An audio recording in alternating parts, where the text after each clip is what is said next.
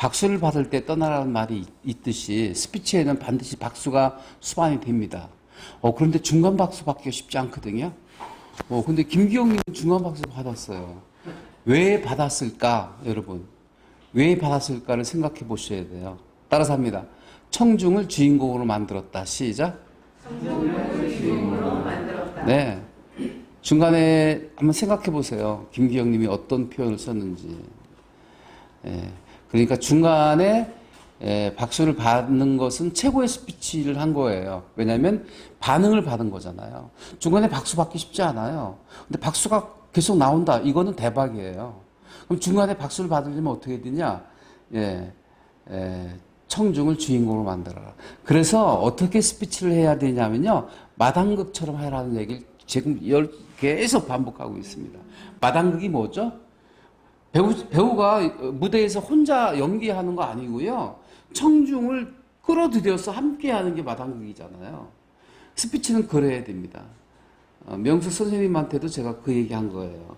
사무적으로 전달하려고만 하지 마시고 일일이 눈맞춤하면서 뭐를 필요로 하는지 그리고 뭐가 궁금한지를 캐치해가지고 그걸 풀어주는 것이 공지하는 것이고 스피치하는 것이고 교육하는 것이고 PT 퍼스널 트레이닝 하시는 것입니다. 퍼스널 트레이닝 하듯이 스피치를 하셨으면 좋겠습니다. 맞춤식으로 풀어가야 됩니다. 그게 청중을 주인공으로 만드는 방식입니다. 이문영님 어제 예산에 오가면에 과수원집 큰아들하고 저녁 먹었어요.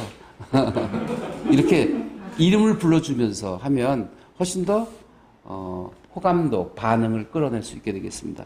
결국은 공감대 형성이 중요합니다. 말을 잘한다는 것이 뭐예요? 유창하게 하는 게 말을 잘하는 게 아니에요. 공통 분모를 만들어서 함께 풀어가는 게 말을 잘하는 거예요. 그게 공감대 영역이거든요. 사람들은 논리적인 것만으로 설득당하지 않는다. 네, 공감대 형성이 중요하다. 유통의 소통의 통로를 만들어라. 그게 마당극 놀이하듯이 함께 어우러지는 것입니다. 그 기술이 대표적인 게 뭔지 아시죠? 퀘스천, 질문법. 네. 처음에 인사할 때 박수를 받은 사람이 있고 못 받은 사람이 있어요. 가만히 생각해 보세요. 나는 박수를 받았는가? 못 받았는가?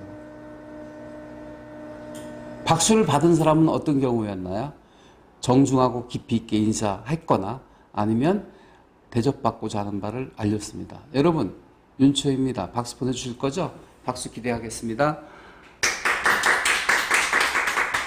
이 정도 부탁했는데 박수 안 치는 사람은 인간도 아니에요. 사람이죠.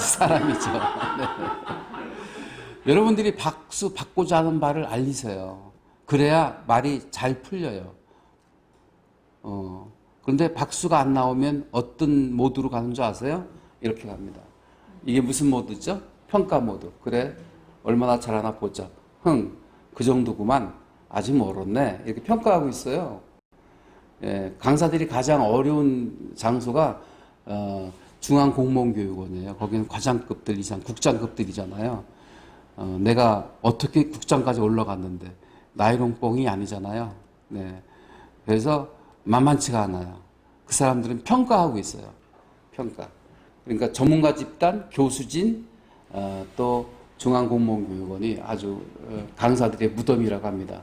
평가 모드를 풀고 우정 모드로 가려고 하면 처음에 인사할 때 박수를 끌어내야 됩니다. 박수 받는 인생이 되십시오. 박수 받는 스피치가 되십시오. 그래서 처음에 정중하고 깊이 있게 인사하라. 그리고 대접받고자 하는 바를 알려라. 그래서 박수를 반드시 받아라.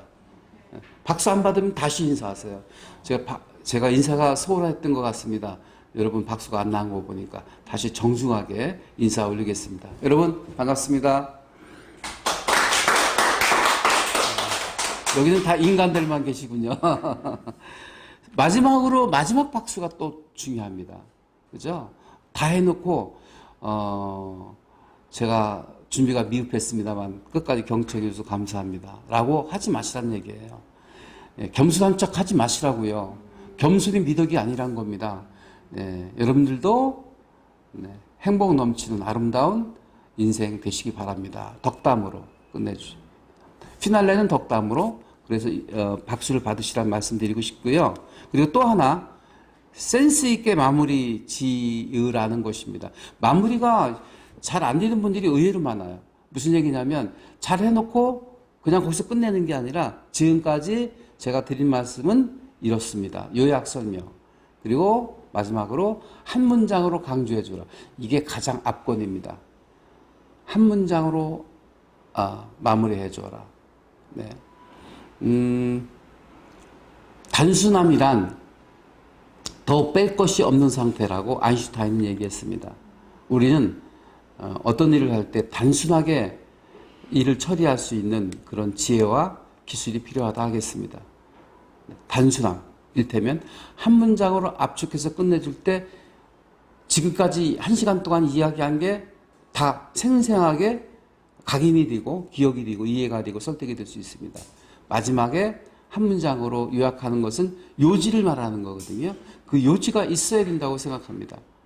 네. 준비된 자만이 즐길 수 있다는 것을 김기영님을 통해서 알게 됐습니다. 저 양반은 올라올 때부터 싱글벙글 막 너무 좋은 거예요. 끝날 때도 싱글벙글.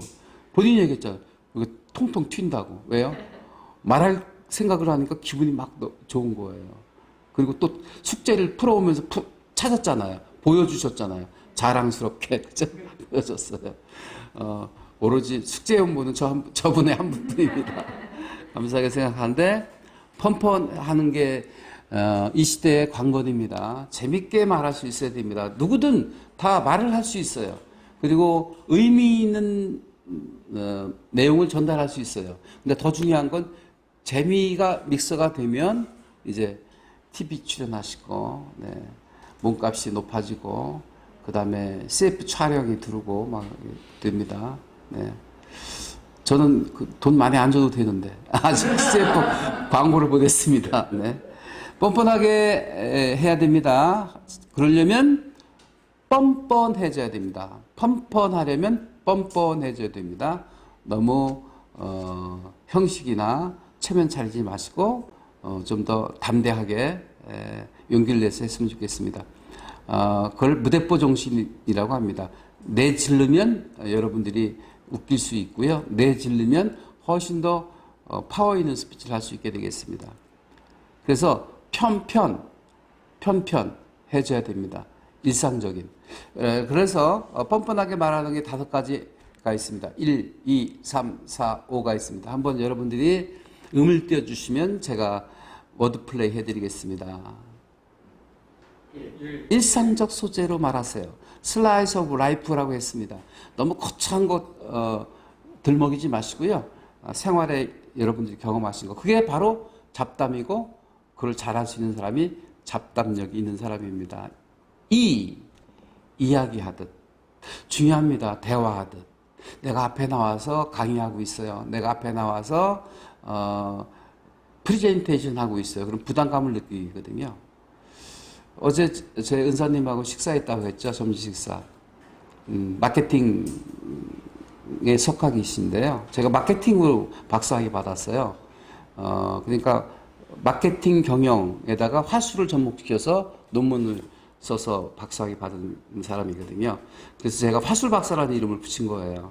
네. 스피치를 잘 하시려면 대화도 해야 됩니다. 그래서 우리 은사님의 가르침은 잘 하려면 잘 하려고 하지 마라. 이해되십니까? 네.